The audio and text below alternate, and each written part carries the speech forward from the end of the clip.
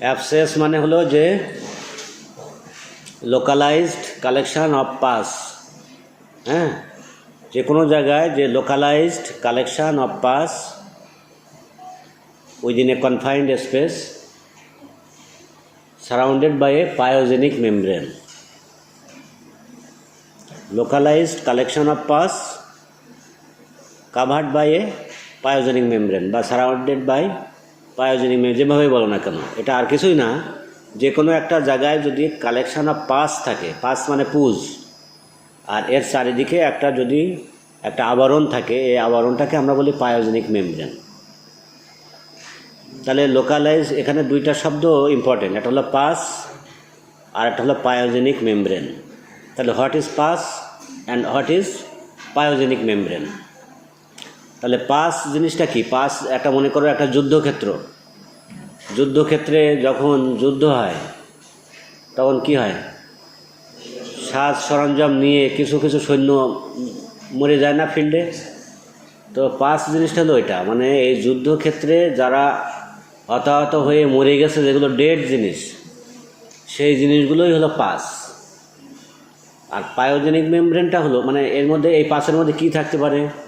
Dead bacteria থাকতে পারে, dead WBC থাকতে পারে, আর কিছু সিক্রেশন থাকতে পারে।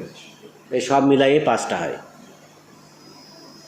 আর এর চারিদিকের যে কাভারিংসটা থাকে, এটাকে আমরা বলি পায়োজেনিক মেমব্রেন। পায়োজেনিক মেমব্রেনটা হলো একটা অর্গানাইজড একটা শেলের মতো, মানে একটা কাভারিংস চারিদিকে যেটা থাকে, এর মধ্যে কিন্তু ডেড বা কিছু ডাইং অথবা কিছু ভায়াবল ব্যাকটেরিয়াও থাকতে পারে। যেটা দিয়ে অ্যাবসেসটা হয়েছে সেই অর্গানিজমটাও থাকতে পারে। এখানে কিছু লিউকোসাইট থাকতে পারে যেগুলা এখনও ডেড হয় নাই, লাইভ। সুতরাং পায়োজেনিক মেমব্রেনটা যদি তুমি অ্যাবসেস তুমি ইনসিশন অ্যান্ড ড্রেন, মানে আমরা কি করি, অ্যাবসেসের চিকিৎসা হলো incision and drainage. Pass anywhere in the body, চিকিৎসা কি? Incision and drainage. তো এই যে তুমি ইনসিশন দিয়ে ড্রেন করে দিলা, দিয়ে কি তোমার চিকিৎসা শেষ? তাহলে এই যে পায়োজেনিক মেমব্রেন যেটা আছে, এই পায়োজেনিক মেমব্রেনে যেহেতু আমরা বলছি যে এখানে অ্যাক্টিভ কিছু লিম্ফোসাইট বা WBC কিংবা ব্যাকটেরিয়া, ভায়াবল ব্যাকটেরিয়া, এগুলো থাকতেছে, সুতরাং সে তার কাজ আবার শুরু করবে। তুমি যখনই ইনসিশন ড্রেনেজ করে দিলে, এরপরে সে আবার তৈরি করবে ওখানে আবার একটা অ্যাবসেস। সুতরাং লেম্যান বা সাধারণ মানুষ আর আমরা ডাক্তার, আমাদের দুইজনের মধ্যে চিকিৎসার তফাৎ হলো এটা। একটা অ্যাবসেস হলো তোমার যে কোনো জায়গায়, একটা লেম্যানের কাছে গেল বা একটা কোয়াক ডাক্তারের কাছে গেল, যে কারোর কাছে গেল, সে কি করবে? জাস্ট একটা ব্লেড দিয়ে একটা ইনসাইজ করবে, পাঁচটা বেরোয় গেল, মনে করলো যে মনে হয় শেষ, কাজ শেষ, রুগী সাময়িকভাবে আরাম পেল। অথবা স্পন্টেনিয়াসলি একটা অ্যাবসেস বাস্ট হয়ে গেল, রুগী মনে করলো বা আমার তো ফোড়া ছিল, ফোড়া তো বাস্ট হয়ে গেছে, তাই তো আমার চিকিৎসা শেষ, সে বাসায় থাকলো। কিছুদিন পরে, 1-1.5 মাস পরে দেখবা সে আবার রিকারেন্ট একটা অ্যাবসেস নিয়ে আসবে। কেন? কারণটা কি? পায়োজেনিক মেমব্রেনটা ওর মধ্যে রয়ে গেল। তাহলে আমাদের জানা আর লেম্যানদের জানার মধ্যে একটা তফাৎ আছে না? আমরা যখন ইনসিশন ড্রেনেজ দিব, তখন কিন্তু ভিতরে পার অক্সাইড বলো, পবিসেপ বলো, নর্মাল স্যালাইন বলো, ভালো করে একদম পুরা আমরা মেমব্রেনটাকে ঘটায় দিয়ে পুরাটাকে কিন্তু আউট করে দিয়ে আসি। তাহলে পায়োজেনিক মেমব্রেন যখন তুমি আউট করে দিবা, তখন নর্মাল যে টিস্যুগুলো চারিদিকে আছে এটা এক্সপোজ হয়ে গেল, এবং ইনসিশন ড্রেনেজের পরে রেগুলার যখন ড্রেসিং করবা, তখন আস্তে আস্তে স্পন্টেনিয়াসলি এটা হিল হবে, তখন আর রিকারেন্স হওয়ার সম্ভাবনাটা নাই। তাহলে বোঝা গেছে এবার? তাহলে হোয়াট ইজ অ্যাবসেস, অ্যাবসেসের মধ্যে what is pass, what is pyogenic membrane, ট্রিটমেন্টটা কি? ইনসিশন অ্যান্ড ড্রেনেজ ঠিকই আছে, বাট আমরা এর মধ্যে পায়োজেনিক মেমব্রেনটা আমরা এক্সারসাইজ করে দিয়ে আসি। বোঝা গেছে? তাহলে আমার বডিতে যত জায়গায় অ্যাবসেস হোক না কেন, abscess anywhere in the body, চিকিৎসা হলো ইনসিশন অ্যান্ড ড্রেনেজ।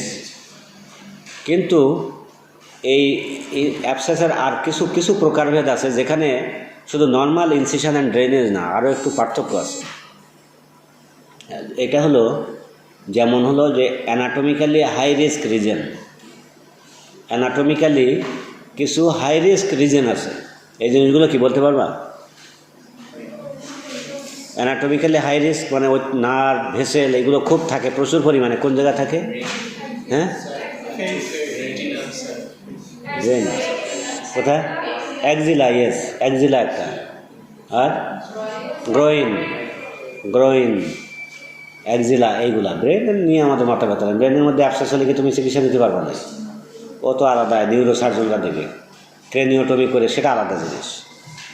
সারা বডির মধ্যে এই যে বিশেষ করে অ্যাক্সিলা, গ্রোইন, এগুলো anatomical high risk region. Anatomical high risk রিজনে যদি কোনো অ্যাবসেস হয় তাহলে সেটার চিকিৎসা কি? Incision and drainage.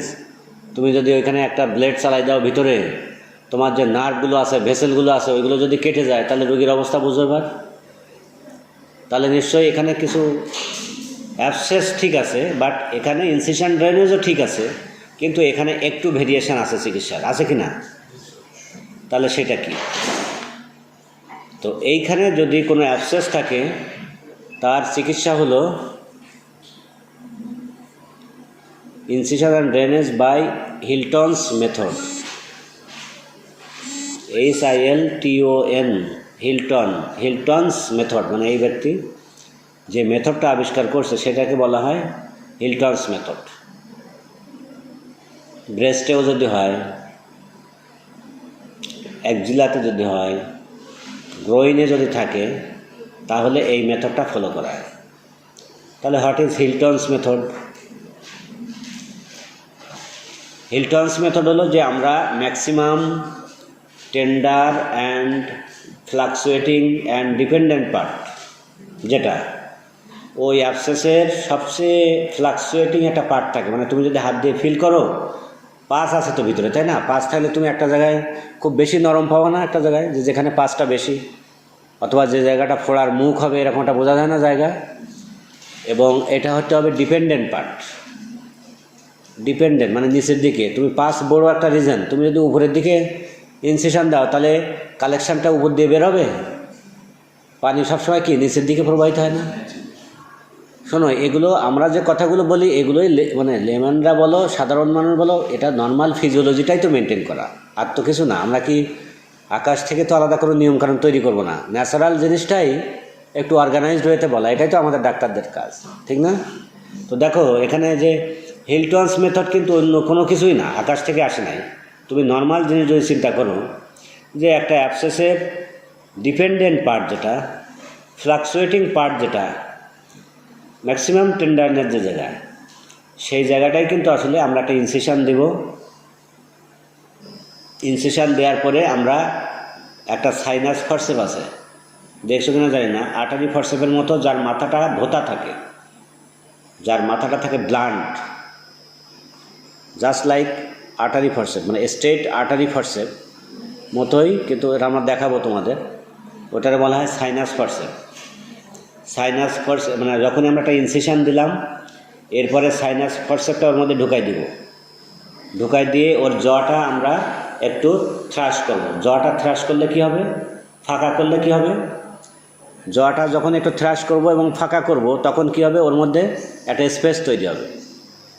ওই স্পেস তৈরি হবে, যেহেতু ওর মাথাটা হলো হুল না বা ভোঁতা, সুতরাং এটা কোনো একটা ইম্পর্টেন্ট স্ট্রাকচারকে ইনজুরি করার সম্ভাবনা খুব কম।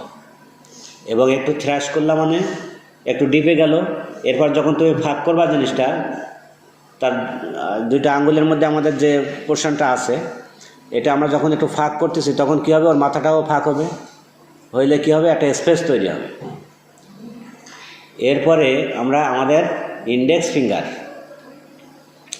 ফিঙ্গারটা ওর মধ্যে ইন্ট্রোডিউস করব। ইন্ডেক্স ফিঙ্গার ইন্ট্রোডিউস করার পরে সাধারণত এই অ্যাবসেসের মধ্যে অনেকগুলো লোকুলাই থাকে। কি থাকে? লোকুলাই, মানে যে ভাগে ভাগে আলাদা আলাদা একটা মেমব্রেন দিয়ে দেখবা বেশ কিছু লোকুলাই, মানে অ্যাবসেসটা ঠিক একটা ক্যাভিটি না, ক্যাভিটির মধ্যে ডিভাইডেশন থাকে অনেকগুলো। তুমি যখন একটা লোকুলার মধ্যে ইনসিশন দিবা তখন ওইটা খালি হয়ে অ্যাবসেসটা বাইরে আসবে, কিন্তু বাকিগুলো আসবে না। যখন তুমি আঙুলটা দিয়ে ওর মধ্যে একটা ঘোটা দিবা বিশেষ এরকম করে, ও তো নরম মেমব্রেনগুলো বা ডিভাইডেশন যে লোকুলিগুলো আছে এগুলো অনেকটা সফট। আঙুলটা দেওয়া যখন তুমি চারিদিকে যখন আঙুলটা দিয়ে এরকম থ্রাশ করবা বিভিন্ন দিকে, তখন এই লোকুলাইগুলো ভেঙে যাবে, তখন একটা সিঙ্গেল ক্যাভিটিতে রূপান্তরিত হবে। অনেকগুলো যে লোকুলাই বা ক্যাভিটি সেটা কী হবে, একটা সিঙ্গেল ক্যাভিটিতে রূপান্তরিত হবে। একটা সিঙ্গেল ক্যাভিটিতে যখন রূপান্তরিত হবে তখন এই পুরা পাসটা তখন ড্রেন হয়ে বাইরে চলে আসবে। এবার যদি আমরা কি করি, এবার আমাদের যে প্যাক আছে এর মধ্যে এবার তুমি পারক্সাইড দাও, নর্মাল স্যালাইন দাও, পভিসেপ দাও, দিয়ে ভালো করে অস্টস করে এবার আমরা কি করি, প্যাক বলি আমরা, লম্বা গজ পিস যেটা, এটাকে প্যাক বলি। এই প্যাকটা আমরা এর মধ্যে আস্তে আস্তে এক মাথা ঢুকাইতে থাকি, ঢুকায় একটু প্রথম দিন একটু টাইট করে রাখি, প্রথম দিন একটু টাইট এবং আরেক মাথা বাইরে থাকে। সেকেন্ড দিন যখন তুমি এটাকে ড্রেসিং করবা তখন আমরা ওই ইয়েটা কি বলি, যে প্যাকটা ছিল প্যাকটা আমরা বাইরে বের করে নিয়ে আসি। এরপরে কালেকশানের অবস্থা বুঝে আবার আরেকটা প্যাক দেই, তবে এই প্যাকটা আগের দিনের মতো টাইট হবে না। এরপর প্যাক বলি, PACK, প্যাক মানে লম্বা গজ যেটা, এটা স্টেরাইল একটা গজ পিস থাকে লম্বা করে। কারণ ছোটো ছোটো গজ দিলে তুমি অনেক সময় হিসাব নাও মিলতে পারে, অনেক সময় দুই একটা ওর মধ্যে থাকতে পারে। প্যাক মানে হলো একটা সিঙ্গেল অনেক লম্বা গজ পিস, দ্যাট ইজ প্যাক। এখানে ওই যে হারানোর ভয় থাকে না। অ্যাবসেস তো শুধু তুমি মনে করো যে গ্রোইন অথবা অ্যাক্সিলাতে না, ইভেন অ্যাবডোমিনাল ক্যাভিটিতেও তো থাকে, বিভিন্ন জায়গায় থাকে না, অনেক সময় গজ পিস তুমি হারাই ফেলতে পারো। এমনও হয়েছে যে 1 বছর 1.5 বছর পরে গজ পিস পাওয়া যাচ্ছে বিভিন্ন অপারেশনে, যায় না? এইগুলো ওই কারণে, ওই যে আমরা গজ ছোটো ছোটো গজ ঢুকাই, হিসাবের মধ্যে থাকে না, দুই একটা রয়ে যায়, এটা সার্জনের দোষ হয় না, অনেক ঝামেলা হয় এগুলো। এমনও দেখা গেছে যে ওই হিস্টেক্টমি করার সময় ভ্যাজাইনার মধ্যে গজ পিস ঢুকানো, জরায়ু কাটার সময়, এটা 1 বছর 2 বছর পরে যে উদ্ধার হয়েছে, ইতিহাস আছে অনেক। কারণ হলো ওই যে গজ দিছে ওইটা বের করে নাই, সেও এমনও রোগী কোনোদিন ওই ভ্যাজাইনার সে ওই জিনিসটা অনুভবও করে নাই, বের করার প্রয়োজনও মনে করে নাই, নিজে দেখেও নাই, চেকও করে নাই। এইবার ওইটা ভিতরে যেয়ে পুজ হয়ে ওটাতে ফরেন বডি মতো হয়ে এবার একটা টিউমারের মতন রূপ নিয়েছে। পরে অপারেশন দ্বিতীয়বার মনে করছে ক্যান্সার বা কিছু একটা, অপারেশন করার সময় দেখা গেলো ওটা আসলে গজ পিস। তো এই কাহিনী যেগুলো হয় এগুলো আমাদেরই তো ভুল। কেন গজ আর কেন প্যাক, তফাৎটা বুঝেছো? প্যাক যখন তুমি দিবা এটা হারানোর ভয় নাই। এই ক্যাভিটি, বড় ক্যাভিটি যদি থাকে অ্যাবসেস ক্যাভিটি, তুমি তো ভুল ক্রমে 2-1 গজ ওর মধ্যে ওই ডিপে একদম যেটা আছে সেটা চারিদিকের মাংসের মধ্যে ঢুকে এমনভাবে হয়ে গেল তুমি মনে করতেছো ওটা মাংস, ওইটা আর বের করলা না। ও আস্তে আস্তে আস্তে মাংসের মধ্যে ঢুকে ফরেন বডি হয়ে একটা ক্যান্সারের মতন একটা ফরেন বডি একটা দেখবা যে একটা রূপ নেবে।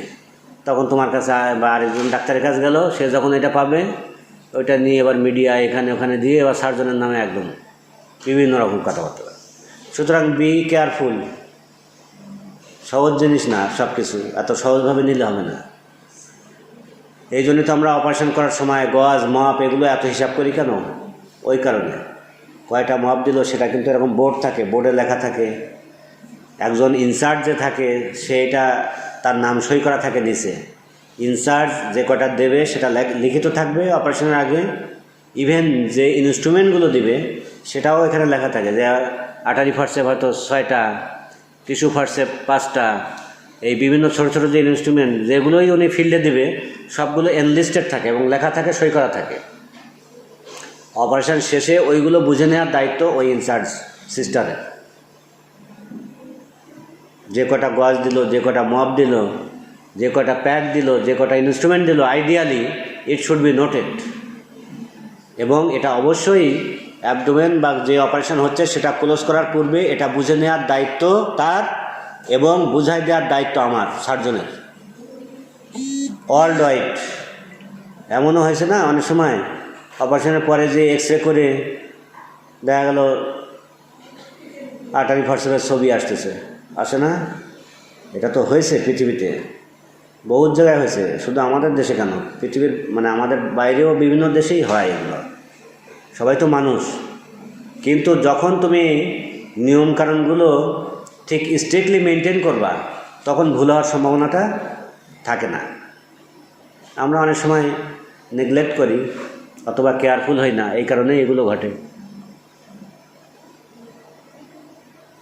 সার্জারির কমপ্লিকেশন একটা আলাদা জিনিস, কিন্তু এগুলো যখন হয় এগুলো কিন্তু বুঝ দেওয়াটা কঠিন হয়ে পড়ে। এটা নেগলেক্ট, এটাকে ডাইরেক্টলি বলা হয় যে নেগলেক্ট। তুমি নেগলেক্ট করছো জিনিসটা, এটাই মিন করে। এর জন্য এর জন্য তোমাকে শাস্তি পেতে হবে। তো সুতরাং যেটা আমরা বলছিলাম যে অ্যাবসেস, হিলটনস মেথড না, হিলটনস মেথড। এরপরে তাহলে আমরা কি করলাম, জায়গাটাকে ভালো করে অল লোকুলাইগুলো ব্রেকেজ অফ অল লোকুলাই আঙ্গুল দিয়ে একটা সিঙ্গেল ক্যাভিটিতে রূপান্তরিত হলো। এরপর এটাকে আমরা হাইড্রোজেন পারঅক্সাইড অথবা অ্যান্টিসেপটিক সলিউশন বা নর্মাল স্যালাইন বিভিন্ন জিনিস দিয়ে ওয়াশ দেওয়ার পরে আমরা একটা প্যাক দিয়ে আসবো। এই প্যাকটা গ্রাজুয়ালি পরের দিন যে সাবসিকুয়েন্ট ডেতে আমরা ওই প্যাকটা পরিমাণে কমাই দেব। কেন দেব? চারিদিক থেকে হিল হয়ে জায়গাটা ছোটো হয়ে আসবে। চারিদিক থেকে যে তোমার গ্রানুলেশন টিস্যু অ্যাপিয়ার করবে, এই গ্রানুলেশন টিস্যুগুলো আস্তে আস্তে আস্তে ক্যাভিটিটা ফিল আপ করবে। এরপরে উপরের স্কিনটা জোড়া লাগবে। আবার তুমি যদি কিছুই না দিয়ে আসো তাহলে কি হবে, উপরের স্কিনটা জোড়া লেগে গেল। আমরা তো শুধু ইনসিশন দিয়ে দিছি, উপরের স্কিনটা জোড়া লেগে গেল। এর ভিতরে একটা কনফাইন্ড স্পেস থাকবে না, ওই স্পেসে তুমি তো 100% তুমি তো শিওর না যে তোমার সমস্ত জীবাণুগুলো পায়োজেনিক মেমব্রেন 100% তুমি এটারে বের করে দিছো। তখন কি হবে, ওই জায়গায় আবার একটা রিকারেন্ট অ্যাবসেস তৈরি হতে পারে। একটা প্যাক দেওয়ার উদ্দেশ্য হলো ক্যাভিটিটা ওপেন থাকা। The cavity should be opened, যাতে এই উপর থেকে স্কিনটা বন্ধ না হয়। তারপর আস্তে আস্তে যখন হিল হয়ে গ্রানুলেশন টিস্যু হয়ে দেখবা যে ওর ভিতরটা আস্তে আস্তে ভরে আসছে সারফেস বরাবর, তখন তোমার আর গজ পিস অথবা প্যাক আর দেওয়া লাগবে না। তখন এটাকে আমরা উপরে দিব, একদম উপরে সারফেসে, যে কিছু কালেকশন যদি থাকে এই সারফেসে এটা সোক করে নেবে গজে বা প্যাকে। তখন এটা আস্তে আস্তে, এটা আর সেলাইও লাগে না, ওই স্কিন আস্তে আস্তে জোড়া লেগে যায়। এটা হলো any important anatomical high risk রিজনের ক্ষেত্রে যে অ্যাবসেসের চিকিৎসা। এবার আমরা আসি পেরিয়ানাল অ্যাবসেস, আছে না, খুবই কমন। পেরিয়ানাল অ্যাবসেস, পেরিয়ানাল অ্যাবসেসের ক্ষেত্রে, পেরিয়ানাল অ্যাবসেসের ক্ষেত্রে যে জিনিসটা আমরা বুঝি, পেরিয়ানাল অ্যাবসেস যদি স্পন্টেনিয়াস বাস্ট হয় তাহলে কি হয়ে যায়, অনেক সময় এটা আগে ছিল অ্যাবসেস, এখন হয়ে যাবে ফিস্টুলা।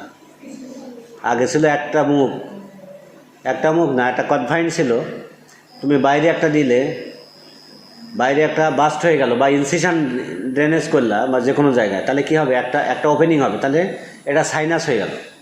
একটা ওপেনিং যদি থাকে সেটার আমরা কি বলি, যে কোনো একদিকে একটা ব্লাইন্ড ক্যাভিটি যদি থাকে এবং তার একটা ওপেনিং যদি থাকে, এটাকে আমরা বলি সাইনাস, ওয়ান ওয়ে। আর যদি এটা দুই দিকে মুখ হয়, যে কোনো একটা ক্যাভিটি সেটা যদি দুই দিকে ওপেনিং করে, তাহলে এটাকে আমরা কি বলি, ফিস্টুলা। তো পেরিয়ানাল ফিস্টুলা একটা ওপেনিং থাকে স্কিনের দিকে, যেটা তুমি ইনসিশন ড্রেনেজ দিলা অথবা স্পন্টেনিয়াস বাস্ট হলো। আবার ওই অ্যাবসেসটা অনেক সময় ভিতরে মলদ্বারের দিকে একটা ওপেনিং থাকে, তখন সেটাকে আমরা বলি পেরিয়ানাল ফিস্টুলা। এই ফিস্টুলা কমিউনিকেটস উইথ রেকটাম অথবা anal cancel internally and cutaneous surface externally. Internally হলো রেকটাম বা অ্যানাল ক্যানেলে একটা মানে ওপেনিং থাকবে, আর আউটসাইডে এক্সটার্নালি একটা ওপেনিং থাকবে, যে কিউটিনিয়াস সারফেস যেটা পেরিয়ানাল রিজনে সেখানে। তাহলে আমরা এখান থেকে দেখো কয়েকটা কথা জানতেছি। আমরা দুইটা নাম জানলাম, একটা হলো সাইনাস, একটা হলো ফিস্টুলা, আর একটা হলো পেরিয়ানাল ফিস্টুলা, পেরিয়ানাল অ্যাবসেস। তাহলে পেরিয়ানাল অ্যাবসেস, সাইনাস কীভাবে হয় এবং ফিস্টুলা কীভাবে হয় আমরা জানলাম, তাই কি না? সাইনাস হলো যে কোনো একদিকে ওপেনিং। মনে করো অ্যাবসেসটা তুমি একটা ইনসিশন দিয়ে দিলা ওইখানে, তাহলে একটা ইনসিশন দেওয়া মানে বাইরে এক্সটার্নালি একটা ওপেনিং তৈরি হলো না, আর ভিতরে একটা ক্যাভিটি তো আছে, অ্যাবসেসের একটা ক্যাভিটি। তাহলে যে কোনো একটা ক্যাভিটি যদি যে কোনো একদিকে একটা ওপেনিং করে, দ্যাট ইজ সাইনাস। সেটা ইন্টারনালি হতে পারে, এক্সটার্নালি হতে পারে। কিন্তু যখন দুই দিকে একটা ক্যাভিটি যখন communicating with two epithelial surface অথবা one endothelial and one epithelial surface অথবা দুইটা এপিথেলিয়াল সারফেস, মেইন কথা if any cavity communicates with two surface then that is called fistula. বোঝা গেছে কি না?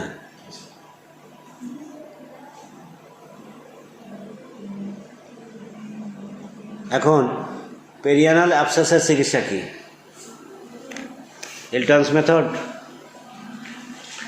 হিল্টনস method for anatomical high risk region. এখানে আরেকটু ভেরিয়েশন আছে। পেরিয়ানাল অ্যাবসেসের চিকিৎসা এখনও পর্যন্ত আমাদের অনেক ডাক্তাররাও লেখে না, ওই লেখে ইনসিশন অ্যান্ড ড্রেনেজ। তা তুমি যদি পেরিয়ানাল রিজনে একটা ইনসিশন অ্যান্ড ড্রেনেজ যদি দিয়ে আসো, কিছুদিন পর আস্তে আস্তে ওই যে উপরের স্কিনটা যখন জোড়া লেগে যাবে তখন কি হবে? আবার রিকারেন্ট অ্যাবসেস হবে, এবং ওই রিকারেন্ট অ্যাবসেস আবার একটা বাইরে একটা ওপেনিং তৈরি করবে, আবার ভিতরেও একটা ওপেনিং তৈরি করবে। It should be converted into perianal fistula, যেটা আরও মোর ডেঞ্জারাস। পেরিয়ানাল ফিস্টুলা যখন হয় অপারেশনটাও ডেঞ্জারাস, কারণ এই ফিস্টুলার অপারেশন আরও জটিল।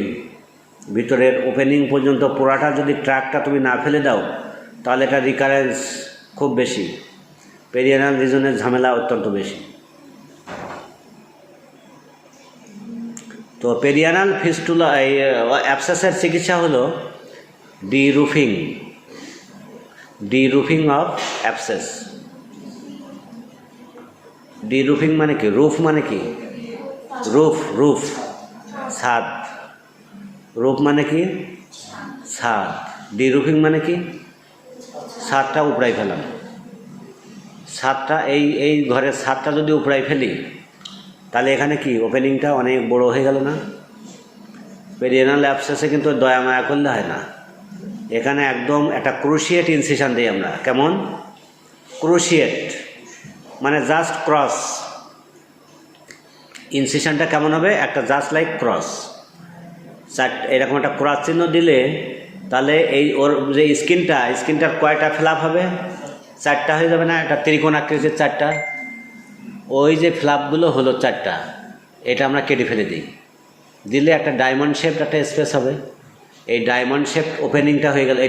এটাকে বলে ডিরুফিং, মানে রূপটা ফেলে দিলা। কিন্তু রূপটা ফেলে দিতে গেলে তো একটা স্পেশাল ওয়ে আছে। ইনসিশনটা তো একটু স্পেশাল, তাই না? একটা ক্রুশিয়েট ইনসিশন। তাহলে পেরিয়ানাল অ্যাবসেসে আমরা একটা ক্রুশিয়েট ইনসিশন দেই। এরপর স্কিনের যে 4টা ফ্ল্যাপ হয়, ট্রায়াঙ্গুলার ফ্ল্যাপ, এই ফ্ল্যাপগুলো আমরা এক্সারসাইজ করে কেটে ফেলে দিই। দিলে একটা ডায়মন্ড শেপ যে স্পেসটা হবে, এইবার তুমি আঙ্গুল দিয়ে ভালো করে লোকুলাইগুলো এক করে দিলা। ডেড যে টিস্যুগুলো থাকে সেগুলো এক্সিশন করে দিলা। দেওয়ার পরে তাহলে এরপরে ভিতরে একটা ওপেনিং হয়ে গেল, বিশাল একটা ওপেনিং। এই ওপেনিংটা এবার তুমি প্যাক দিলা আগের মতো। কয়েকদিন ধরে প্যাক দিয়ে ড্রেসিং করলে, এরপর প্যাকটা আস্তে আস্তে ছোটো করে ফেললে, হলে আস্তে আস্তে ভিতর থেকে গ্রানুলেশন টিস্যু অ্যাপিয়ার হয়ে আস্তে আস্তে হিলিং হয়ে সারফেস পর্যন্ত যখন আসবে, তখন চারিদিকের যে স্কিন মার্জিন যেটা আছে, এই স্কিনটা আস্তে আস্তে চারিদিক থেকে গ্রো করে এটারে আস্তে আস্তে বন্ধ করে ফেলবে। এই স্কিনটা যদি তো আমরা বেশি পরিমাণ না কাটতাম তাহলে কিন্তু এই স্কিনটা এর আগেই কিন্তু জোড়া লেগে যেত, ভিতরে একটা ক্যাভিটি থাকতো। এর উদ্দেশ্য হলো পেরিয়ানাল রিজনে যে আমরা চাই যে এইখানকার রিজনের ক্ষতটা ভিতর থেকে ফিল আপ হয়ে আসুক, বাইরে উপর থেকে না, একদম ফ্লোর থেকে আস্তে আস্তে আস্তে আস্তে হিল আপ হয়ে আসুক। এই হিল আপ হয়ে আসলে যখন একটা সারফেসের সারফেস বরাবর যখন আসবে তখন উপরের স্কিনটা চারিদিক থেকে এটাকে কাভার করে ফেলবে, তখন আর রিকারেন্স হওয়ার টেন্ডেন্সিটা আর থাকে না। তাহলে আমরা আজকের অ্যাবসেস সম্পর্কে জানলাম। Abscess in different reason of the body, সেগুলো কি করা লাগে, কিভাবে কি অপারেশন আমরা করি, এই জিনিসগুলো জানলাম। এটা হলো মেডিকেল সায়েন্সের খুবই প্রাথমিক একটা জিনিস। অ্যাবসেস, ফোড়া। তুমি ডাক্তার হইলে বা তুমি স্টুডেন্ট অবস্থায় তোমার ফ্যামিলির কেউ না কেউ একটা ফোড়া হয়েছে, তখন আসবে, তুমি যদি চিকিৎসা তখন কি বলবে, ডাক্তারই পড়ে একটা ফোড়া কিছু করতে পারে না, হ্যাঁ, তোমার একটা কিছু না কিছু গালিগালাজ দিয়ে চলে যাবে যাবে না? তাহলে এই জিনিসটা জানা উচিত কি উচিত না? এইবার তো তোমরা ছাত্র অবস্থায় এবার বলবো না যে ফোড়া এবার আয় আমার কাছে, আমি তো সব জানি দেখি, তাই কি না? এই সাহসটা হয়েছে না? এইবার তোমরা পারবা। ফোড়ার চিকিৎসা হলো, তাহলে এবার মনে হচ্ছে কি, ওরে বাবা রে, ফোড়া জিনিসটা জানতাম, এত সহজ জিনিস, স্যার যে কঠিন করে পড়ালো এত কিছু এর মধ্যে, এরকম মনে হয় নাকি? মনে তো হচ্ছে নিশ্চয়ই, কারণ দেখো এক ফোড়াতেই কত কিছু, এক অ্যাবসেসেই দেখো কত কিছু। তার মানে এটাই হলো মেডিকেল সায়েন্স, অর্গানাইজড ওয়েতে সব কিছু জানা। একটা লেম্যানের মতো জানলে তো হবে না, এই জন্যই তো ডাক্তার, এই জন্যই সার্জন, ঠিক না? তাহলে যেহেতু আমরা এই রিলেশনে আমরা সাইনাস বা ফিস্টুলা এই দুইটা জিনিস কথাটা আসছে, সুতরাং আমাদের এর সাথে এই দুইটা জিনিস একটু শেষ করে দিতে হবে।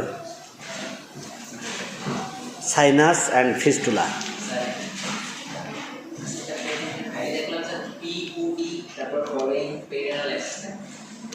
কি লেখা? পি পোস্ট অপারেটিভ ডে, ওটা মনে হয় পিওডি, মানে ফার্স্ট পিওডি বা সেকেন্ড পিওডি এভাবে লেখে অনেকে। ওই এটা হলো যে ফলো আপ যখন দিছে একটা অ্যাবসেসের, অনেক সময় সংক্ষেপে লেখে যে ফার্স্ট পিওডি মানে পোস্ট অপারেটিভ ডে, প্রথম পোস্ট অপারেটিভ ডে, এটাকে আমরা ফার্স্ট পিওডি হিসাবে লিখি, সেকেন্ড পোস্ট অপারেটিভ ডে, এভাবে অনেকে লেখে সংক্ষেপে। সম্ভবত ওইটাই তুমি দেখছো।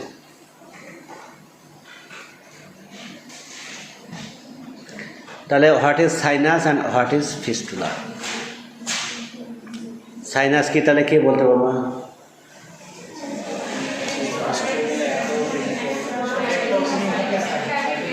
এটারে ইংলিশে বলো কীভাবে?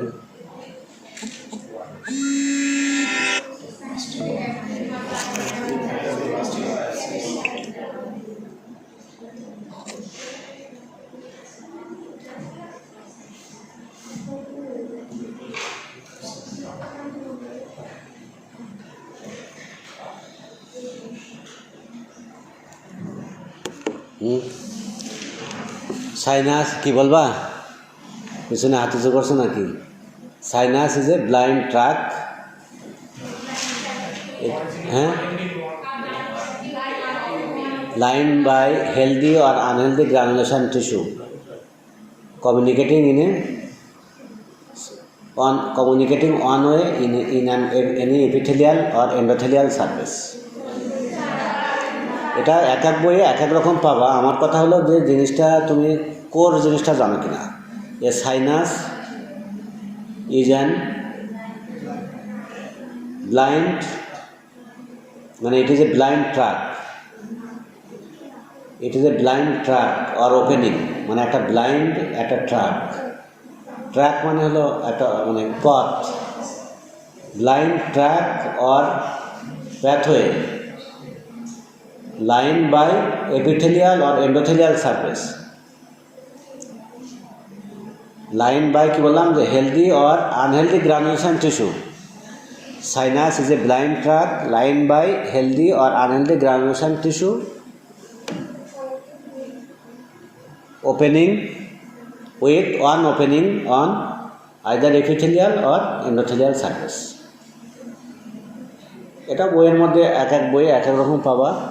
আমার কথা হলো যে এটা একটা ব্লাইন্ড ট্র্যাক। ব্লাইন্ড ট্র্যাক এই কারণে বলছি যে এর একটা ওপেনিং আছে, মানে এর ভিতরে যখন তুমি যাবা ব্লাইন্ড একটা এন্ড পাবা, একটা ব্লাইন্ড একটা এন্ড পাবা। এবং এটা কেমন থাকতে পারে? হেলদি আর আনহেলদি গ্রানুলেশন টিস্যু। কেন বলছে এটা? কারণ sinus may be physiological, may be pathological. Periauricular sinus, অনেক সময় সাইনাস থাকে যেটা একটা ফিজিওলজিক্যাল সাইনাস, যেটা তোমাকে ক্ষতি করতেছে না, যেখানে কোনো আনহেলদি গ্রানুলেশন টিস্যু নেই, হেলদি টিস্যু দিয়েই একটা লাইনিং আছে, সেটাকে আমরা অনেক সময় অপারেশনও করি না। আবার কিছু সাইনাস আছে যেটা আনহেলদি গ্রানুলেশন টিস্যু দিয়ে কাভার করা আছে এবং মাঝে মধ্যেই পুজ রস হয়, রোগীর ডেইলি অ্যাক্টিভিটিসে হ্যাম্পারিং করে। এটা হলো প্যাথোলজিক্যাল সাইনাস। পেরিয়ানাল একটা সাইনাস মনে করো, পাইলোনাইডাল সাইনাস, পেরিয়ানাল সাইনাস আছে না, অনেক রকম সাইনাস। একটা তুমি যে কোনো একটা উন্ড আছে, সেকেন্ডারিলি সেখানে একটা ডিসচার্জিং সাইনাস হলো, এটা কি প্যাথোলজিক্যাল বা আনহেলদি? তাহলে এটাকে তোমাকে অবশ্যই সাইনাসটা অপারেশন করা লাগবে। সাইনাসের অপারেশনের নাম কি?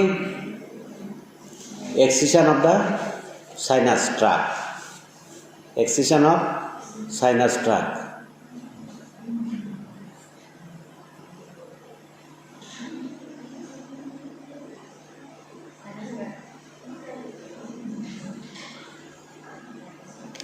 তাহলে sinus physiological, may be pathological. আর এবার আছে ফিস্টুলা। ফিস্টুলা জিনিসটা কি?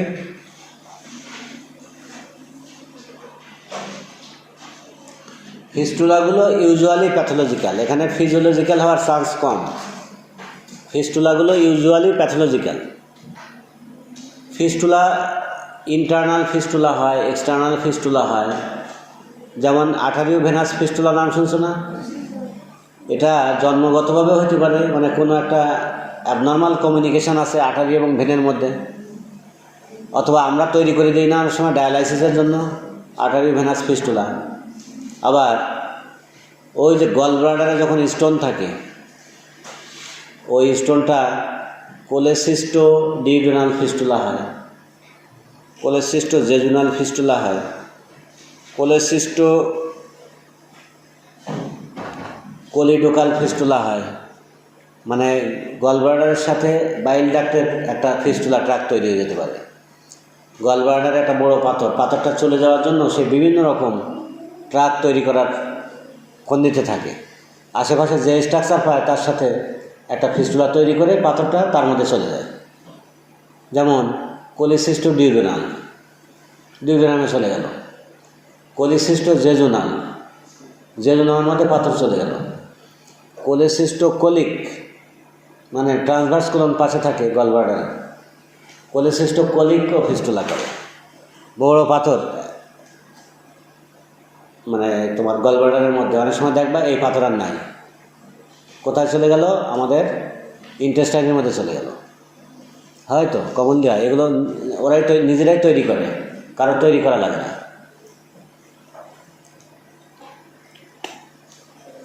তাহলে এটা হলো fistula. Fistula is an abnormal communication between two epithelial or endothelial surface. A fistula is an abnormal communication between two epithelial or endothelial surface lined by usually unhealthy granulation tissue.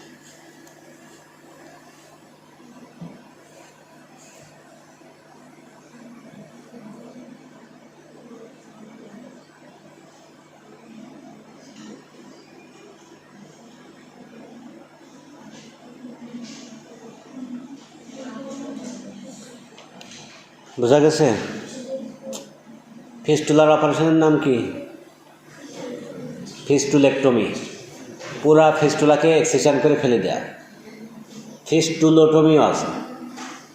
ফিস্টুলোটমি যখন opening, ফিস্টুলার ট্র্যাকটা open করে দেয়, পুরাটা exercise না করে ট্র্যাকটা open করে দেয়। Open করে দিয়ে ওর যে আনহেলদি গ্রানুলেশন টিস্যু আছে, এই গ্রানুলেশন টিস্যুটা আমরা যদি এখানে কিউরেট আছে, কিউরেটেস করে দেই, মানে এটাকে যদি আস্তে আস্তে কিউরেট করে ফেলে দেই, লাইনটা ওপেনিং রাখি, তাহলে আস্তে আস্তে আস্তে আস্তে এটা হিল হয়ে যেতে পারে। ফিস্টুলেক্টমি, ফিস্টুলোটমি, এগুলো হলো ফিস্টুলার চিকিৎসা। ফিস্টুলা আমরা চিনব কেমন করে? পরীক্ষা নিরীক্ষা কী করি আমরা এখানে? ফিস্টুলোগ্রাম, সাইনাসের যে এক্সরেটা করি আমরা এটাকে বলি সাইনোগ্রাম। সাইনোগ্রাম বা ফিস্টুলোগ্রাম মানে হলো সাইনাসের মধ্যে বা ফিস্টুলার মধ্যে ডাই দিই আমরা অনেক সময়, একটা ডাই দিই, রেডিও ওপেক ডাই। এই রেডিও ওপেক ডাই দেওয়ার পরে যখন এক্সরে নেই তখন আমরা বুঝতে পারি যে ওপেনিং দিয়ে যখন একটা ডাই ঢুকাবো এই ডাইটা কোথায় কোন পর্যন্ত গেল, এর এক্সটেনশনটা কত দূরে, এটা কি আসলে সাইনাস নাকি ফিস্টুলা। যদি সাইনাস হয় তাহলে ব্লাইন্ড এন্ড যেহেতু, তাহলে এর যত দূর পর্যন্ত এই ক্যাভিটিটা ট্র্যাকটা আছে সেই পর্যন্ত যাবে। আর যদি ফিস্টুলা হয় তাহলে এই ডাইটা ওই সারফেস থেকে সে কোথায় গেল ইন্টারনালি, আর এক অর্গানের মধ্যে গেল কি না। তুমি যদি গল ব্লাডারের মধ্যে ডাই দাও, এই ডাই যদি আস্তে আস্তে ট্রান্সভার্স করোনে যায় তাহলে তুমি কী বলবা? Colic fistula. আর যদি ডাই না যায় শুধুমাত্র ওইখানেই থাকে তাহলে দ্যাট ইজ এ সাইনাস। তো এই সাইনাস যখন হয় তখন আমরা ডাই দেওয়ার পরে যখন এক্সরে করি এটাকে আমরা বলি সাইনোগ্রাম। আর যদি ফিস্টুলা হয় তাহলে এটাকে আমরা বলি ফিস্টুলোগ্রাম। What are the causes of persistence of a sinus or fistula? What are the causes of persistence of sinus or fistula? এটা একটা ইম্পর্টেন্ট কোশ্চেন। আমরা জিজ্ঞেস করি যে একটা সাইনাস বা ফিস্টুলা পারসিস্ট করে, মানে এটা সারে না, অপারেশন করা হচ্ছে বারবার কিন্তু বারবার হচ্ছে, কেন এটা সারতেছে না? তাহলে নিশ্চয়ই এখানে কিছু কজ আছে বা কিছু ত্রুটি আছে, সেটার কারণে এটা সারে না।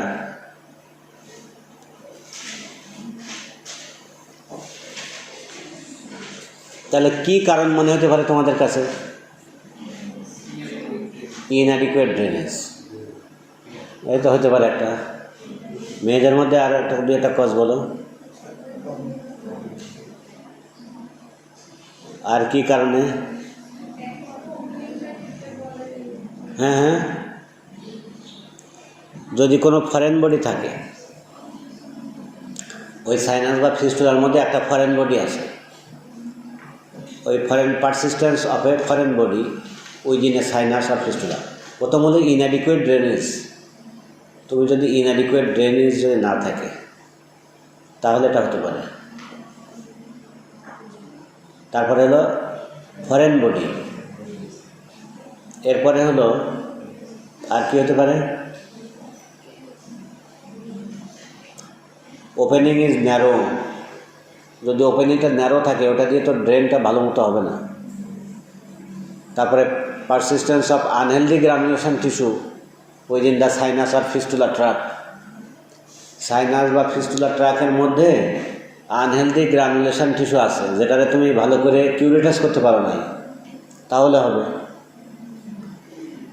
যদি অর্গানিজম, যে অর্গানিজম বা ইনফেক্টিভ অর্গানিজমের কারণে এই অপারেশন এই ফিস্টুলাটা বা সাইনাসটা হয়েছে, সেই অর্গানিজমটা যদি থাকে, সেটাকে যদি কিল না করা যায়, সেই ধরনের অ্যান্টিবায়োটিক যদি না পড়ে, তাহলে এটা সারবে না। রেজিস্ট্যান্ট কোনো অর্গানিজম দিয়ে যদি এটা হয় এবং তুমি যদি কালচার সেন্সিটিভিটি করে ভালো রকম অ্যান্টিবায়োটিক যদি তুমি না দাও অ্যাকর্ডিং টু কালচার সেন্সিটিভিটি, তাহলেও পারসিস্টেন্স হবে।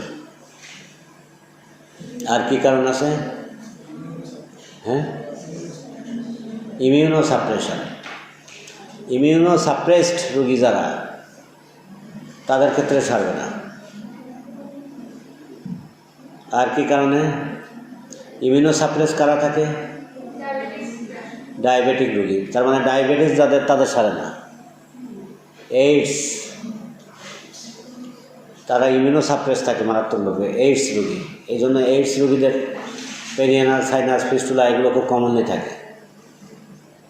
আর কাদের থাকে? ম্যাল নিউট্রিশন, সিভিয়ার ম্যাল নারিশড যারা, তাদের থাকে। টিউবারক্লোসিস,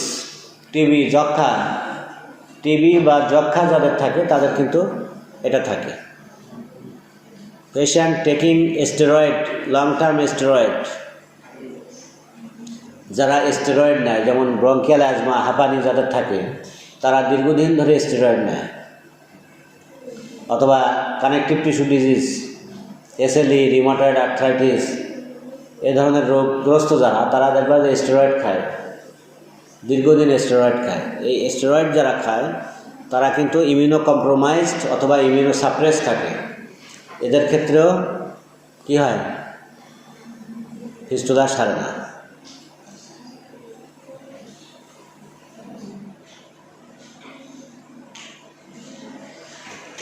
তারপরে যদি তুমি এক্সেশন যেটা মানে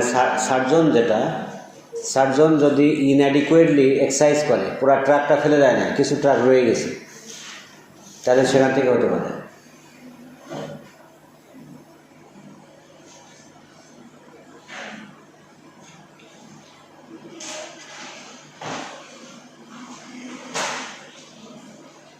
বোঝা গেছে?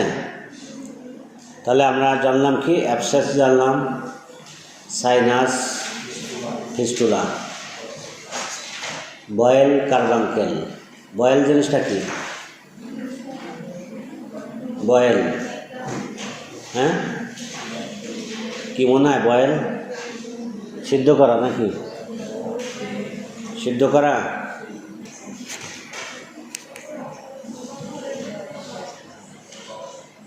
বয়েল জিনিসটা কি? বয়েল হলো যে আমাদের যে, এটাও এক ধরনের অ্যাবসেসই, কিন্তু কোথায় হয়? হেয়ার ফলিকলের যে মানে গোড়াতে। হেয়ার ফলিকল, একটা হেয়ার ফলিকলের যে এখানে কি থাকে, পাইলোসিবাসিয়াস যে গ্ল্যান্ড, পাইলোসিবাসিয়াস গ্ল্যান্ড থাকে। এই এগুলো বন্ধ হয়ে, মুখটা বন্ধ হয়ে, চুলের লোমের গোড়া যেগুলো এখানে বন্ধ হয়ে, ওই এটা কালেকশানটা বা সিক্রেশনটা জমা হয়ে ওইখানে একটা অ্যাবসেস হয়। এটা স্টাফাইলোকক্কাই দিয়ে হয় সাধারণত, স্টাফাইলোকক্কাই দিয়ে, স্টাফারিয়াস দিয়ে হেয়ার ফলিকলের গোড়ায় ইনফেকশান হয়ে যে অ্যাবসেসগুলো হয়, এগুলোকে আমরা বয়েল বলি। আর কার্বাঙ্কেল জিনিসটা কি? কার্বাঙ্কেলও এক ধরনের, এক টাইপের অ্যাবসেসের মতোই। এটা দেখা হলো সাবকিউটিনিয়াস লেভেলে, এখানে বেশ বড় একটা জায়গা নিয়ে, বিশেষ করে ইমিউনো সাপ্রেস বা ইমিউনো কম্প্রোমাইজ বা ডায়াবেটিক রোগীদের মাল্টিপল ডিসচার্জিং সাইনাস থাকে এবং ইন্টার কমিউনিকেটিং চ্যানেল থাকে below the skin level. Skin লেভেলের নিচে ইনফেকশানটা খুব নটোরিয়াস, এটা মানে এটা খুব সহজে সারে না, সারতে গেলে খুব কঠিন আছে। এবং এটা ইমিউনো কম্প্রোমাইজ, ইমিউনো সাপ্রেস বা ডায়াবেটিক রোগীদের হয়, প্রেজেন্ট করে সাধারণত মাল্টিপল ডিসচার্জিং সাইনাস। মানে একটা জায়গায় দেখবা যে পোকা খাইলে যেরকম বিভিন্ন জায়গায়, যেমন একটা কাঠে যদি ঘুনে ধরে বা পোকায় খায়, তাহলে কী হয়, বিভিন্ন জায়গা থেকে এরকম ফোটা ফোটা হয়ে যায় না, মথ ইটেন অ্যাপিয়ারেন্সের মতো। ঠিক এরকম স্কিনে কোনো একটা জায়গায় দেখবা যে টিপ দিলে বা এমনি অটোমেটিক্যালি 4-5টা জায়গা থেকে পুঁজ বেরোচ্ছে,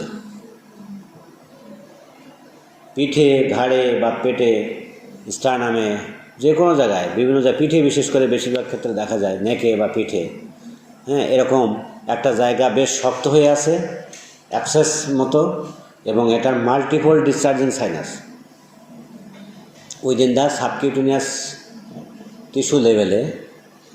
এটা হয়, ইন্টার কমিউনিকেটিং চ্যানেল থাকে, মাল্টিপল, এখানে কয়েকটা তাহলে ফিচার আমরা দেখলাম, যেটা ইমিউনো কম্প্রোমাইজ বা ইমিউনো সাপ্রেস অথবা ডায়াবেটিক রোগীদের হয়।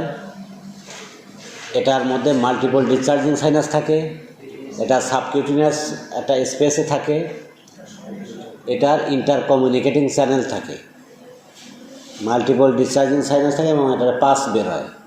এই কতগুলো বৈশিষ্ট্য থাকে, দ্যাট ইজ কার্বাঙ্কেল। বুঝছো? কার্বাঙ্কেল, এই কার্বাঙ্কেল, এটারও চিকিৎসা এরকমই।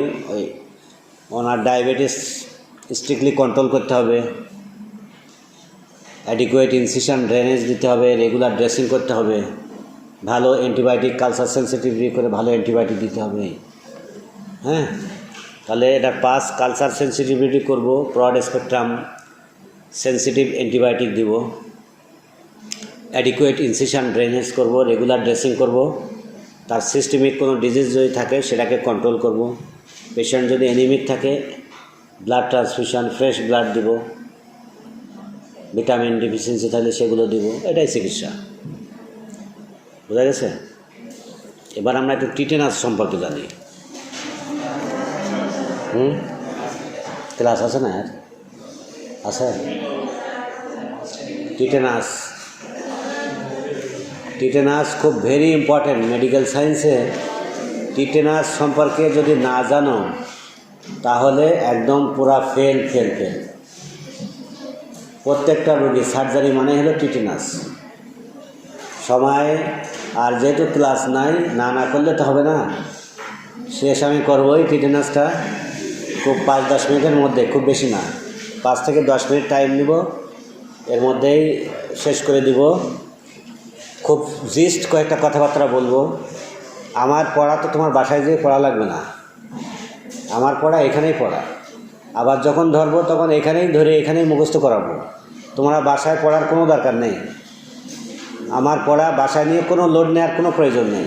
আমি তো বলছি, না পারলেও বকাঝকা হবে না, এখানে আবার রিপিটেশন হবে, এইখানেই শিখে যেতে হবে। এটা তো আমার কথা। সুতরাং এটা নিয়ে এত কষ্ট পাওয়া কী জন্য? আর না করো কেন? এই জিনিসগুলো দেখবা, তোমরাই বলবা সব, আমার বলা লাগবে না, কিছু পড়াও লাগবে না বাসায়, আমি মনে করি। কারণ একটা জিনিস যখন মনের মধ্যে গেঁথে যায়, ঢুকে যায়, তখন সেটা আসলে মুখস্থ লাগে না, সেটা অটোমেটিক স্পন্টিনিয়াসলি মুখে চলে আসে। ওই যে তোমার এই কমিউনিটি মেডিসিনের মতো অত বড় সংজ্ঞা আমি একটা বলেছি নাকি? আর সংজ্ঞা একদম হুবহু বলতেই হবে কখনো বলেছি আমরা? সার্জারিতে একটা লেভেল একটা হলেই হয়, যে কোনো একটা বই থেকে একটা জিস্ট কথাবার্তাগুলো থাকলেই হয়। ওই তুমি ফিস্টুলার সংজ্ঞাটা যেন সাইনাসে না বলো, সাইনাসের সংজ্ঞাটা যাতে অ্যাবসেস না বলো, সেটাই তো আমরা চাই। জিস্ট কথাবার্তাগুলো বললেই হয়। আমরা সার্জারিতে অত কঠিন কেউ না। আমার কথা হলো যে এই যে জিনিসগুলো আমরা ক্লাসে বলি একটু মনোযোগ দিয়ে শুনবা, মনের মধ্যে একটু গেঁথে ফেলবা। যে একবার মনের মধ্যে যাবে তাকে আর তুমি ফেলতে পারবা না, পারবা? তো মনের মধ্যে নিতে হবে, এটাকে ওন করতে হবে। ওন যদি না করো, মানে নিজে যদি নিজের জিনিসটা মনে না করো, তাহলে কখনোই তোমরা শিখতে পারবে না। আমরা তো ওইটাই চাই। তাহলে দেখো টিটেনাসের কেন প্রয়োজনীয়তা সার্জারিতে। আমরা যে কোনো রোগী অপারেশনের আগে প্রোফাইল্যাকটিক টিটেনাসের চিকিৎসা দেই কিনা? যে কোনো রোগী অপারেশন করতে গেলে আমরা টিটেনাসের প্রোফাইল্যাকটিক একটা ডোজ কিন্তু দেই। কেন দেই? কারণ টিটেনাসটা আসলে টিটেনাস দিয়ে যে রোগটা হয় এটাকে আমরা বলি ধনুষ্টঙ্কার। টিটেনাস মানে কি? ধনুষ্টঙ্কার, মানে ধনুকের মতন বাঁকা হয়ে যায় রোগীগুলা। টঙ্কার, অনেকে বলে টঙ্কার হয়েছে। তো এই ধনুষ্টঙ্কার মানে রুগী একদম বাঁকা হয়ে যায়। কেন যায়? এই রুগীর নিশ্চয়ই টিটেনাস, আমরা রুগীর কিছু সিমটম দেখে আমরা বুঝি যে এর মনে হয় টিটেনাস হতে পারে। তো টিটেনাসটা আসলে একটা খুব নটোরিয়াস একটা ডিজিজ, যেটা রোগীর জীবন পর্যন্ত কেড়ে নিতে পারে। এই কারণেই আমরা এটা নিয়ে এতটা মাথা ঘামাই। একটা ক্লিন কাট রুগী আসলো আর আমরা অপারেশন করলাম, আর অপারেশনের পরে যে রুগী টিটেনাসে মারা গেল, দ্যাট ইজ ভেরি ডেঞ্জারাস। এটা আমরা কখনোই হতে দিব না। এবং কি কি কাজ করলে, কি চিকিৎসা দিলে, কি সিমটম হইলে টিটেনাস হতে পারে, সেই জিনিসগুলো যদি আমরা না জানি, তাহলে আমার মাথায় যদি না থাকে, তাহলে আমরা করবো এই জিনিসটা? তাহলে heart mind does not know, I cannot see, তাই না? তোমার মাথায় তো এই জিনিসটাই নিতে হবে। তাহলে টিটেনাস কি জীবাণু দিয়ে হয় তোমরাই পারবা। Clostridium tetany. এটা কি ধরনের অর্গানিজম? হ্যাঁ, কী ধরনের? ব্যাকটেরিয়া একটা। কিন্তু কী ধরনের ব্যাকটেরিয়া? তো gram positive, gram negative, aerobic, anaerobic অনেক আছে না? কী ধরনের? হ্যাঁ, অ্যানারোবিক অর্গানিজম।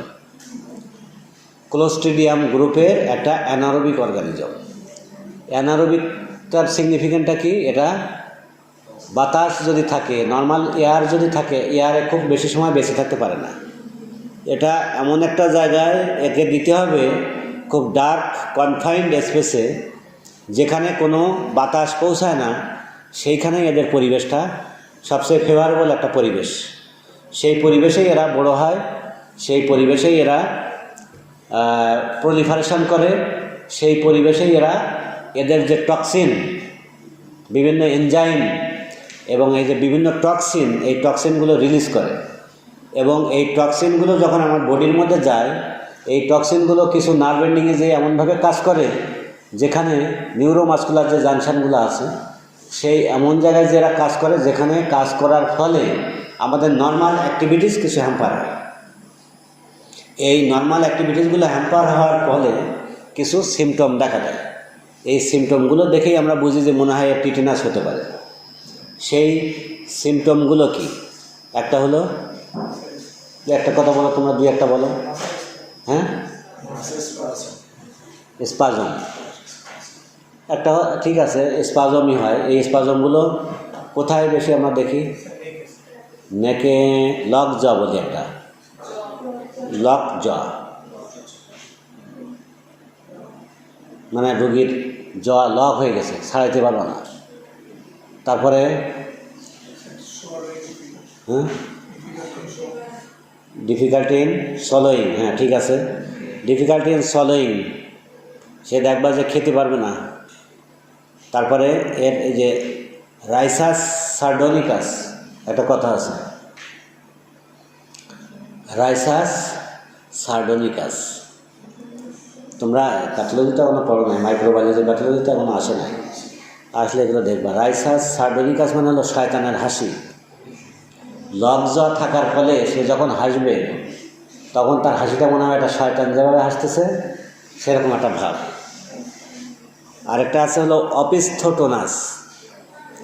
অপিস্থোটোনাস মানে হলো রুগীটা এই যে ব্যাকের যে মাসেলগুলো আছে, এইগুলোর এই কন্ট্রাকশনের কারণে রুগীটা এইরকম বেঁকে যাবে, পিছন দিকে বেঁকে, এরকম ধনুষ্টঙ্কার বলি যে এরকম বেঁকে যায় রুগীটা, বোঝা গেছে?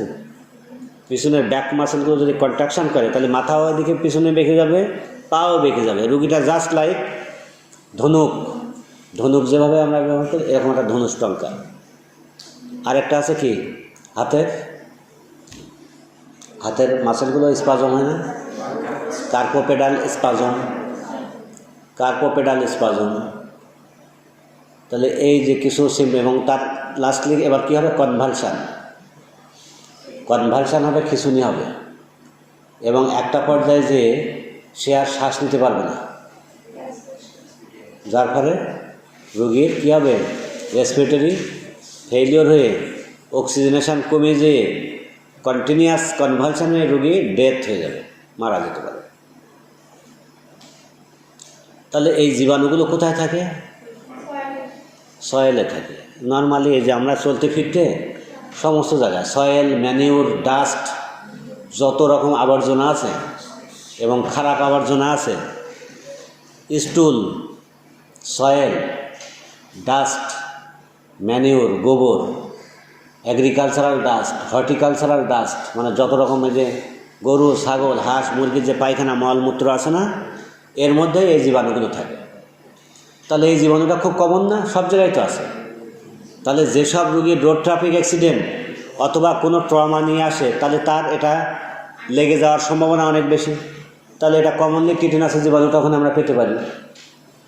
তারপরে আমরা যখন অপারেশন করি, তখন তো ক্লিন কাট উন্ড, কিন্তু আমরা কি বলতে পারবো এই বাতাসটা বা আমাদের যে হাতটা, আমাদের যে পোশাক আশাক আমরা পরতেছি 100% জীবাণুমুক্ত? আমার হাসি কাশি, লোকজন যে চলাফেরা করতেছে, বাতাস যে আসতেছে, এর মধ্যে থেকে জামটা আসতে পারে। তাহলে এই জামটা কন্টামিনেশন হতে পারে আমাদের উন্ডে, তখন তার টিটেনাস হয়ে, রুগী আসলো ফ্রেশ হয়ে গেল টিটেনাস। তারপর বিশেষ করে রোড ট্রাফিক অ্যাক্সিডেন্ট বা পেনিট্রেটিং উন্ড অথবা হিউম্যান বাইট অথবা অ্যানিম্যাল বাইট, এই যে দাঁত, দাঁতের গোড়ায় এই যে খাবার, আমরা যে বিভিন্ন খাবার খাই, এগুলো পচে যায়, জীবাণু হয়, এর মধ্যেও অ্যানিম্যাল বা হিউম্যান বাইট, দাঁতের গোড়া, এগুলো কিন্তু এই জীবাণুগুলো থাকে।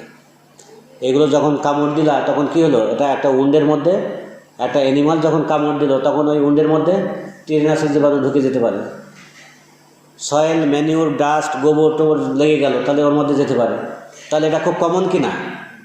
এই খুব কমন বলেই এটা সম্পর্কে আমাদের জানতে হয়, যে যাতে এই জীবাণুটা কোনো রকমেই অ্যাটাক করতে না পারে। তাহলে আমরা এই যে জীবাণুর নামটা জানলাম, এটা যে একটা অ্যানারোবিক অর্গানিজম এটা জানলাম, কোথায় কোথায় এদের পাওয়া যায় সেটা জানলাম, কোন কোন ধরনের উন্ডে এটা আসতে পারে সেটা জানলাম, টিটেনাস হইলে কি কি সিমটম প্রেজেন্ট করে রুগী সেটাও জানলাম। এবার একটু চিকিৎসা সম্পর্কে জানলে হয়ে গেল, শেষ। তাহলে এটা যদি হয় বা না হয়, একটা হলো হইলে কি করব, আর একটা হলো যে যাতে না হয় সেটা আমরা কি করব। তাহলে যাতে না হয় সেজন্য প্রিভেনশন হলো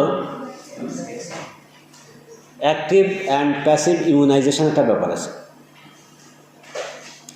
অ্যাক্টিভ অ্যান্ড প্যাসিভ ইমিউনাইজেশন যাতে না হয়। একটা রুগীর আমরা অপারেশন করব, তাহলে তার আগে থেকে আমরা কিছু অ্যাক্টিভিটিস নেই। সেই অ্যাক্টিভিটিসগুলো কি? এই যে দেখবা টিটি আর টিআইজি বলে আমরা, একটা হলো বলে টিটি মানে টিটেনাস টক্সয়েড, সংক্ষেপে কী বলে?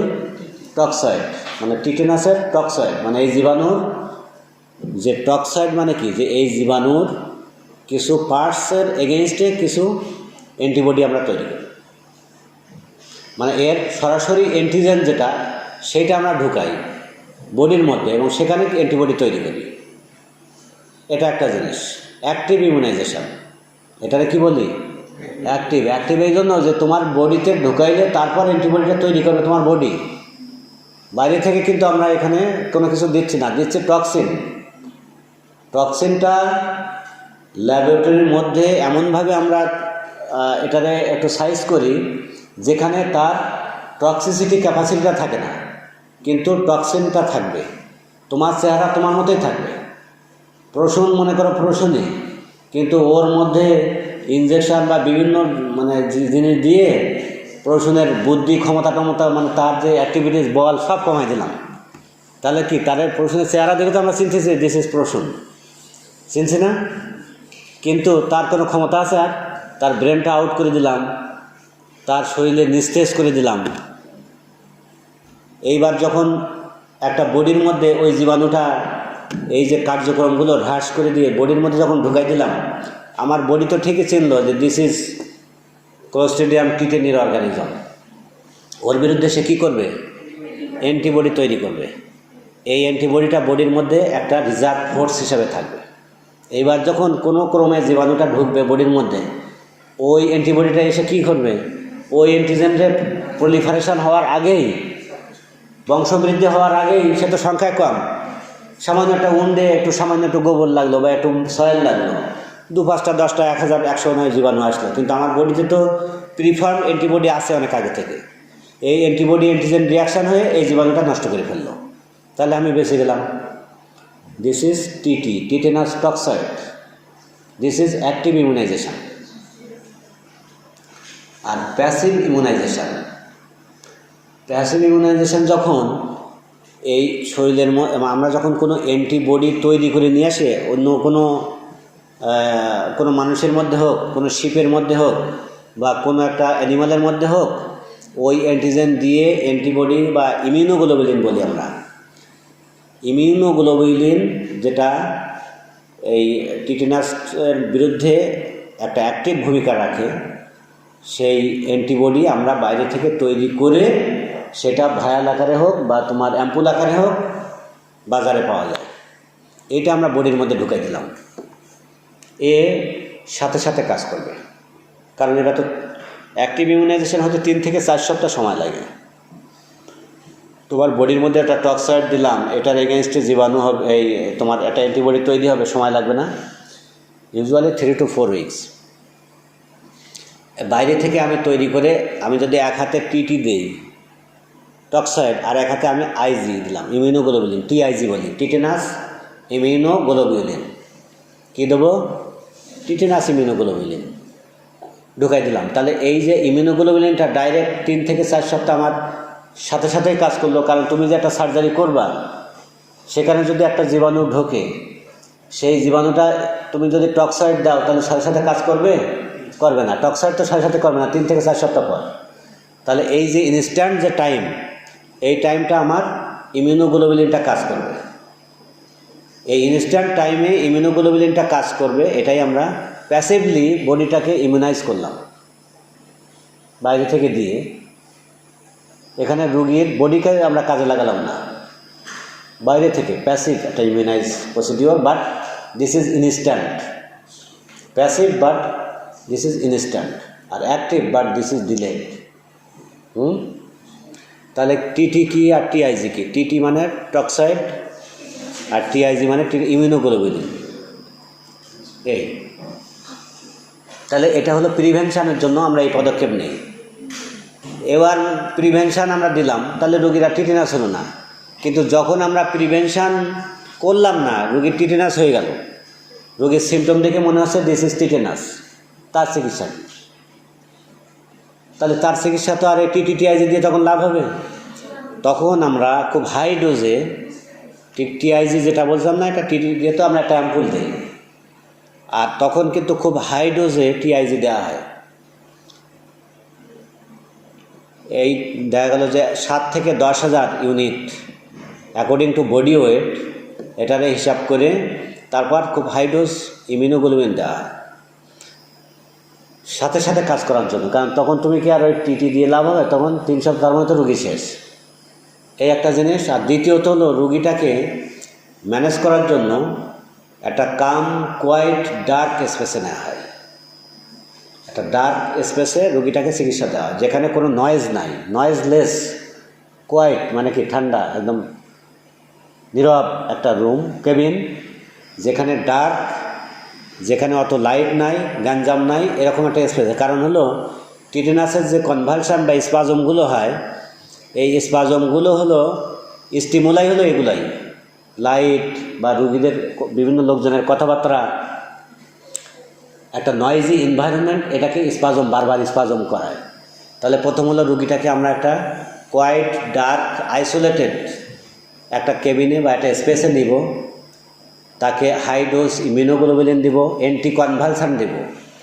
কনভালশান হচ্ছে না তার, মাঝে মধ্যে কনভালশান হচ্ছে, তাহলে তাকে একটা অ্যান্টি কনভালশান দেব। ইভেন তাকে আইসিইউ বা আইসিইউ ফ্যাসিলিটি, মানে তাকে এমন জায়গায় নিব, এমন হসপিটালে নিব যেখানে আইসিইউ ফ্যাসিলিটি থাকবে। কারণ রুগীর যদি রেসপিরেটরি স্পাজম হয়ে রুগীর যদি শ্বাসকষ্ট হচ্ছে, অক্সিজেন কমে গেলে রুগী মারা যাচ্ছে, তাহলে তখন আমার কী করতে হবে? ভেন্টিলেশন দেওয়া লাগবে, আর্টিফিশিয়াল ভেন্টিলেশন দেওয়া লাগবে। তো আর্টিফিশিয়াল ভেন্টিলেশন দিতে গেলে ভেন্টিলেটর সাপোর্ট লাগবে, আইসিইউ লাগবে। তাহলে this patient may need ICU support with artificial ventilation, so needs ventilator. Ventilator মানে যে মেশিন, তোমার ওই যে গলার মধ্যে দিয়ে ট্রাকিয়ার মধ্যে টিউব দিয়ে, এই টিউবে আমার মেশিন দিয়ে সাপোর্ট দেবে, আর্টিফিশিয়াল ভেন্টিলেশন। কথাটা বুঝেছো? এরকম ফ্যাসিলিটি লাগবে, অ্যান্টি কনভালশান লাগবে, হাই ডোজ ইমিউনোগ্লোবুলিন লাগবে, অ্যান্টিবায়োটিক লাগবে। তারপরে আস্তে আস্তে রুগীটা যদি ভালো হয়, তখন তুমি ভেন্টিলেটর সাপোর্টটা আস্তে আস্তে খুলে দিয়ে রুগীটা ম্যানেজ করতে হবে। আরেকটা প্রিভেনশান হলো যে যখন উন্ড হবে, কন্টামিনেটেড একটা উন্ড, এ তো তোমার টিটেনাসের ম্যানেজমেন্ট শুধু তো এই ওষুধ দিয়ে না। যখন একটা উন্ড আসে, এই প্রাথমিক স্টেজে এই উন্ডটা ম্যানেজ করাটাই হলো সবচেয়ে ইম্পর্টেন্ট।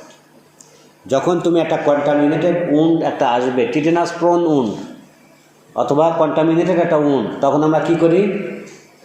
ওই উন্ডটাকে দেখা গেল 5-6 লিটার নর্মাল স্যালাইন দিয়ে ভালো করে ওয়াশ করি, তারপরে হাইড্রোজেন পারঅক্সাইড দিয়ে যে বাইরের যে জীবাণুগুলো বা যে ময়লা বা যে সয়েলগুলো ওখানে লেগে থাকে, সেগুলোরে পারঅক্সাইড দিয়ে ভালো করে উন্ড ডিব্রাইডমেন্ট করি। আমরা কী করি? Wound debridement and wash out. Hydrogen peroxide, পবিসেপ যা আছে তোমার, মানে আয়োডিন যে অ্যান্টিসেপটিক সলিউশন, নর্মাল স্যালাইন, যত যা কিছু আছে, এটা দিয়ে সুন্দর করে ওয়াশ আউট করি। এরপরে উন্ড ডিব্রাইডমেন্ট করি। এরপরে কি আমরা সেলাই দিয়ে দিই না সাথে সাথে? কন্টামিনেটেড উন্ড সাথে সাথে সেলাই দেওয়া যাবে না। It should be kept open with air. এই যে অ্যানারোবিক অর্গানিজম না এটা, তাহলে অ্যানারোবিক অর্গানিজমটা তোমাকে ক্রিয়েট করা যাবে, অ্যানারোবিক এনভায়রনমেন্টটা তোমাকে ক্রিয়েট করা যাবে না। তুমি যদি স্কিনটা সাথে সাথে সেলাই করে দাও, ওর মধ্যেও যদি কিছু জার্ম থাকে, এটা আবার একটা অ্যানারোবিক পরিবেশ পাবে।